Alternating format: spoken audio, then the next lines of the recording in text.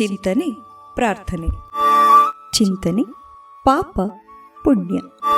ಪುಣ್ಯಸ್ಯ ಫಲಮಿಚ್ಛಂತಿ ಪುಣ್ಯಂ ನೇಚ್ಛಂತಿ ಮಾನವಾಃ ಫಲಂ ನೇಚ್ಛಂತಿ ಪಾಪಸ್ಯ ಪಾಪಂ ಕುರ್ವಂತಿ ನಿತ್ಯಶಃ ಎಂದಿದೆ ಸುಭಾಷಿತ.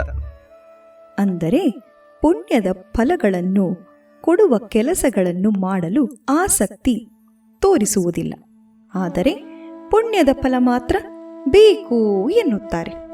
ಇನ್ನು ಪಾಪ ಕಾರ್ಯದ ಫಲ ಬೇಡ, ಆದರೆ ಪಾಪ ಕಾರ್ಯವನ್ನೇ ಮಾತ್ರ ಮಾಡಲು ಬಿಡುವುದಿಲ್ಲ ಎಂದಿದ್ದಾರೆ ಈ ಸುಭಾಷಿತಗಾರರು. ಪುಣ್ಯದ ಫಲ ಬೇಕು, ಪುಣ್ಯ ಸಂಪಾದನೆಯ ಶ್ರಮ ಬೇಡ. ಪಾಪದ ಫಲ ಬೇಡ, ಪಾಪದ ಕೆಲಸ ಮಾತ್ರ ನಿಲ್ಲಿಸುವುದಿಲ್ಲ. ಒಂದು ಸಣ್ಣ ಬೆಂಕಿ ಕಿಡಿ ಇಡೀ ಊರನ್ನೇ ಸುಡುತ್ತದೆ. ಒಂದು ಸಣ್ಣ ಪಾಪದ ಚಿಂತನೆಯು ನಮ್ಮ ಪುಣ್ಯಲೇಶವನ್ನು ಸುಟ್ಟು ಹಾಕಿಬಿಡುತ್ತದೆ. ಆದುದರಿಂದ ಪುಣ್ಯ ಕಾರ್ಯ ಸದಾ ಒಳ್ಳೆಯದು ಹಾಗೂ ಶ್ರೇಯಸ್ಕರವು. ಇನ್ನೊಂದು ಅರ್ಥದಲ್ಲಿ ಹೇಳುವುದಾದರೆ, ಎಲ್ಲರಿಗೂ ಮರದಿಂದ ಆಮ್ಲಜನಕ, ನೆರಳು, ಹಣ್ಣು ಹಂಪಲುಗಳು ಬೇಕು. ಆದರೆ ಗಿಡ ಮರಗಳನ್ನು ನೆಡುವ, ನೀರೆರೆಯುವ, ಪೋಷಿಸುವ ಕೆಲಸ ಬೇಡ ಎನ್ನುತ್ತಾರೆ. ಇದೇ ಅಲ್ಲವೇ ಇಂದಿನ ವಿಪರ್ಯಾಸ? ಎಲ್ಲ ಜೀವರಾಶಿಗಳಲ್ಲಿ ಮನುಷ್ಯ ಜನ್ಮವೆಂಬುದು ಶ್ರೇಷ್ಠವಾದುದು.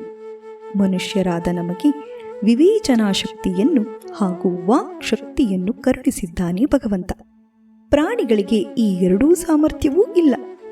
ಮಾನವನ ಜನ್ಮ ಉಂಟಾಗಲು ನಾವು ಈ ಹಿಂದೆ ಮಾಡಿದ ಪಾಪ ಪುಣ್ಯಗಳು ಕಾರಣ. ಆದುದರಿಂದಲೇ ಭಗವತ್ಪಾದ ಶಂಕರರು ಜಂತೂನಾಂ ನರಜನ್ಮ ದುರ್ಲಭಂ ಎಂದರು. ಅದನ್ನೇ ದಾಸವರೇಣ್ಯರು ಮಾನವ ಜನ್ಮ ದೊಡ್ಡದು ಎಂದರು. ಮಾನವನು ತನಗೆ ಬುದ್ಧಿ ತಿಳಿದಂದಿನಿಂದ ಮಾಡುವ ಕೆಲಸ ಕಾರ್ಯಗಳು ಪುಣ್ಯ ಪಾಪಗಳಿಗೆ ಕಾರಣವಾಗುವುದು. ಆದುದರಿಂದಲೇ ನಮ್ಮ ಹಿರಿಯರು ತ್ರಿಕರಣ ಶುದ್ಧಿಯಿಂದ ಬದುಕನ್ನು ಸಾಗಿಸಲು ಹೇಳಿದರು. ತ್ರಿಕರಣ ಶುದ್ಧಿ ಎಂದರೆ ಕಾಯ, ವಾಚ, ಮನಸ ಮಾಡುವ ಕಾರ್ಯಗಳು. ಕಾಯ ಎಂದರೆ ಶರೀರದ ಮೂಲಕ ನಡೆಸುವ ಕಾರ್ಯಗಳು. ವಾಚ ಎಂದರೆ ಮಾತಿನ ಮೂಲಕ ನಡೆಸುವ ಕಾರ್ಯಗಳು. ಇನ್ನೊಬ್ಬರಿಗೆ ಶಪಿಸುವುದು, ಕೆಟ್ಟ ಶಬ್ದಗಳನ್ನು ಬಳಸುವುದು ಒಳ್ಳೆಯದಲ್ಲ. ನಾವು ಗೊತ್ತಿದ್ದೋ ಗೊತ್ತಿಲ್ಲದೆಯೋ ಇಂತಹ ಪಾಪ ಕರ್ಮಗಳನ್ನು ಮಾಡುತ್ತಿರುತ್ತೇವೆ. ಆದುದರಿಂದಲೇ ಹಿರಿಯರು ಹೇಳಿದ್ದು ಮಾಡಿದ್ದುಣ್ಣೋ ಮಹಾರಾಯ ಎಂದು. ಮನುಷ್ಯನು ಪುಣ್ಯ ಮಾಡಿದರೆ ಫಲ ದೊರಕುತ್ತದೆ ಎಂದು ತಿಳಿದಿದ್ದಾನೆ, ಆದರೆ ಪಾಪದ ಕಡೆಗೆ ವಾಲುತ್ತಾನೆ. ಅಂದರೆ ಪಾಪ ಮಾಡಲು 7 ಕಾರಣಗಳನ್ನು ಹಿರಿಯರು ಹೇಳಿದ್ದಾರೆ. ಆ 7 ಕಾರಣಗಳೆಂದರೆ: ಒಳ್ಳೆಯದರಲ್ಲಿ ಶ್ರದ್ಧೆ ಇಲ್ಲದಿರುವುದು, ಎಲ್ಲರ ಮೇಲೆ ಅಸೂಯೆ ಪಡುವುದು, ದುಷ್ಟ ಬುದ್ಧಿಯನ್ನು ಬೆಳೆಸಿಕೊಳ್ಳುವುದು, ದ್ವೇಷದ ಭಾವವನ್ನು ಹೊಂದುವುದು, ಕೆಟ್ಟ ಸ್ವಭಾವಕ್ಕೆ ಬೇಗ ಒಳಗಾಗುವುದು, ಒಳ್ಳೆಯ ತತ್ವಗಳಿಂದ ದೂರ ಉಳಿಯುವುದು, ಕ್ರೋಧ ಭಾವವನ್ನು ಹೊಂದುವುದು, ಪರಧರ್ಮಾಸಕ್ತಿಯನ್ನು ಹೊಂದುವುದು.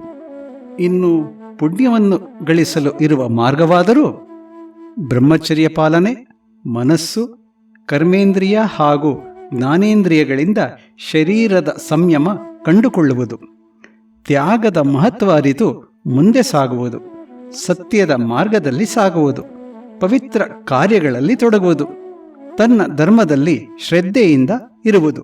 ಹೀಗೆ ಉತ್ತಮ ಮಾರ್ಗದಲ್ಲಿ ಸಾಗಿದಾಗ ಮನುಷ್ಯನ ಬದುಕು ಸಾರ್ಥಕ ಬದುಕಾಗುವುದು. ಒಂದು ಸುಭಾಷಿತ ಈ ರೀತಿ ಇದೆ: ಅರ್ಥಾಗೃಹೇ ನಿವರ್ತಂತೆ ಸ್ಮಶಾನೆ ಮಿತ್ರಬಾಂಧವಾಃ ಸುಕೃತಂ ದುಷ್ಕೃತಂ ಚೈವ ಕರ್ತಾರಮನುಗಚ್ಚತಿ ಎಂದು. ಅಂದರೆ ತಾನು ಕಷ್ಟಪಟ್ಟು ಸಂಪಾದಿಸಿದ ಹಣ, ಆಸ್ತಿ, ಬಂಗಲೆ ಈ ಎಲ್ಲವೂ ಮನೆಯಲ್ಲಿಯೇ ಉಳಿಯುತ್ತದೆ. ಬಂಧು ಮಿತ್ರರು ಸ್ಮಶಾನದಿಂದ ಹಿಂತಿರುಗುತ್ತಾರೆ. ಆದರೆ ತಾನು ಮಾಡಿರುವ ಪಾಪ ಪುಣ್ಯ ಕಾರ್ಯಗಳು ಮೃತನಾದವನನ್ನು ಅನುಸರಿಸಿ ಅವನೊಂದಿಗೇ ಹೋಗುತ್ತವೆ. ನಾವು ಪಾಪವನ್ನು ತಿರಸ್ಕರಿಸಬೇಕೇ ಹೊರತು ಪಾಪಿಯನ್ನಲ್ಲ. ಕಾರಣ ಪಾಪಿಯಾದವನು ತಿದ್ದುಕೊಳ್ಳಲು ಅವಕಾಶ ನೀಡಬೇಕು. ಹೀಗೆ ಬದುಕಿರುವಾಗ ಒಳ್ಳೆಯ ಕೆಲಸ ಕಾರ್ಯಗಳನ್ನು ಮಾಡೋಣ.